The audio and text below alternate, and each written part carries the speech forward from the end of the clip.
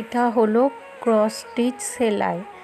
প্রথমে ছুঁচটাকে নিয়ে একবার এদিকে তুলে আবার একবার ডান দিকে তুলে সোজা একটা করে ঘর তুলে আবার বাঁ দিকের ছুঁচটা নিয়ে একটা করে ঘর তুলে এরকমভাবে একবার ডান দিক একবার বাঁ দিক এরকমভাবে সেলাই দিতে হবে। এভাবে ক্রসের মতন করে গুণ চিহ্নের মতন করে সেলাই দেওয়ার জন্য এটাকে ক্রস স্টিচ বলা হয়।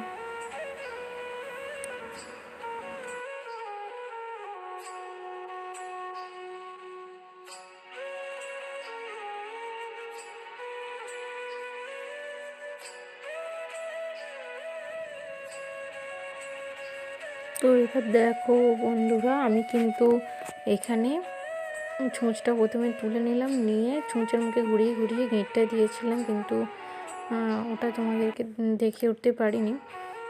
তো আমি এবারে দেখো প্রথমে ছুঁচটা এক ঘর তুলে নিলাম, নিয়ে এবার সুতোটাকে ঘুরিয়ে চেন সেলাই দিচ্ছি। এটাকে চেন সেলাই বলা হয়। তো আমি এইভাবেই একের পর একটা করে ঘর তুলে তুলে সুতো ঘুরিয়ে ঘুরিয়ে চেন সেলাইটা দিয়ে নেব। এবারে গাছের পাতার ডিজাইনটা করে নিচ্ছি, তোমরা দেখো।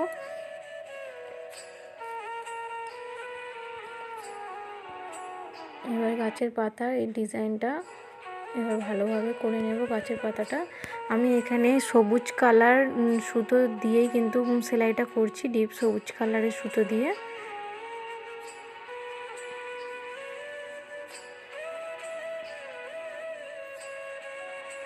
আমি হ্যান্ড পেন্টিংয়ের পাশাপাশি হ্যান্ড এমব্রয়ডারি বা হাতে বোনা বাড়িতে বসে সেলাইয়ের কাজও করি বন্ধুরা।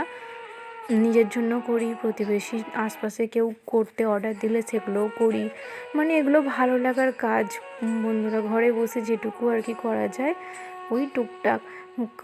জানি না তোমাদের কতটা ভালো লাগবে, কিন্তু হ্যান্ড পেন্টের সাথে সাথে আমি এই ছুঁচ সুতো দিয়ে কাঁথা স্টিচ, কাঁথা সেলাই বা হ্যান্ড এমব্রয়ডারি এইসব ডিজাইনগুলো করে থাকি। তোমাদের যদি আমার সেলাইয়ের ভিডিও যদি তোমাদের ভালো লাগে তাহলে অবশ্যই বন্ধুরা একটি লাইক করো, আমার চ্যানেলটি সাবস্ক্রাইব করো, আর আমার ফেসবুক পেজটি ফলো করো।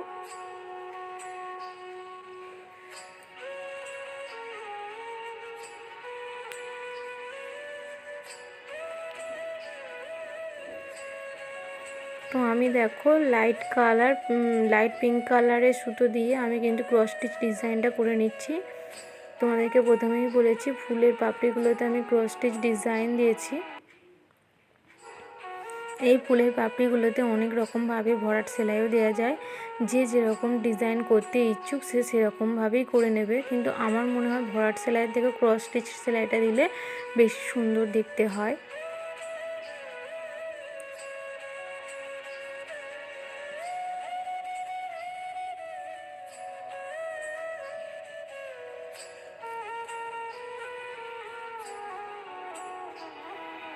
তো দেখো বন্ধুরা, আমি এখানে চেন সেলাইটা সবুজ সুতো দিয়ে আবারও কমপ্লিট করে নিয়েছি।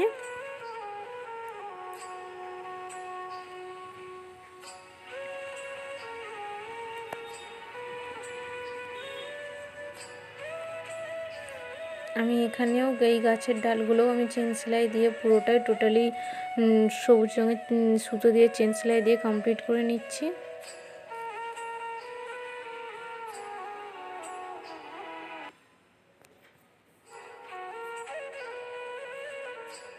এখানেও আমি একটি পাতা করেছি বন্ধুরা, কিন্তু সেটা আমি মানে আর কি দেখিয়ে উঠতে পারিনি তোমাদের, কোনো কারণবশত এটা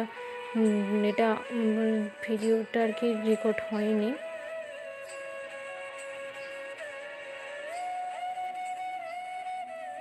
যে ছোট্ট পাতাটা যে করেছি বন্ধুরা দেখতে পাচ্ছ, আমি পাতাটা তখনই করছিলাম, কোনো কারণে ভিডিওর রেকর্ডিংটা কেটে যাওয়ায় আমি পাতাটা তোমাদের দেখাতে পারিনি। তো আমি তোমাদের প্রথমে বড় পাতার মুখটা একটু সেলাই দেখিয়েছিলাম, তো আমি পুরোটা না দেখে আমি একটু মাঝপথ থেকে তোমাদের দেখাচ্ছি বন্ধুরা, কারণ এটা পাতাটা সেলাই করতে অনেকটাই আমার সময় লেগেছে।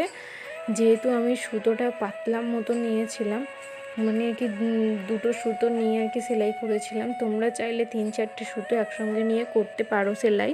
এক্ষেত্রে সুতো যদি মোটা হয় তাহলে কিন্তু এক্ষেত্রে তোমাদের সেলাইটা তাড়াতাড়ি হবে। আমি সরু সুতো নিয়েই করেছি, একটু ঘন ঘন ঘন ঘন করে। আমার মনে হয়েছে যে এরকমভাবে একটু করি, দেখতে একটু অন্যরকম হবে, ভালো হবে। তোমরা চাইলে সুতোকে 3-4টে ভাঁজ দিয়ে মোটা করেও সুতো নিয়ে সেলাই করতে পারো বন্ধুরা। যে যার যেরকম ইচ্ছুক সে সেরকম কাজ করতে পারে। এগুলো টোটালি তোমাদের নিজেদের উপর নির্ভর করে। তো দেখো আমি এখানে সবুজ সুতো দিয়ে কিন্তু ভরাট সেলাইটা দিয়ে দিচ্ছি। আমি এখানে মূলত 3টে সুতো ইউজ করেছি কালার, একটা ডিপ পিঙ্ক, একটা লাইট পিঙ্ক এবং একটি ডিপ গ্রিন কালার। অন্য কোনো কালার বন্ধুরা আমি এখানে ইউজ করিনি।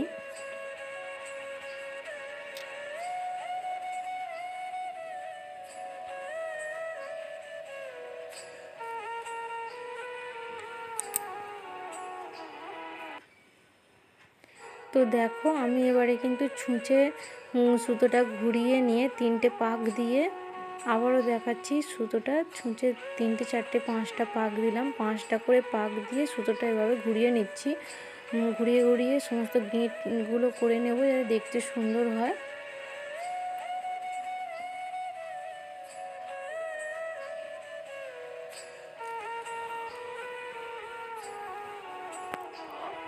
তো এইভাবে আমি গোটাটা অলমোস্ট কমপ্লিট করে নেব।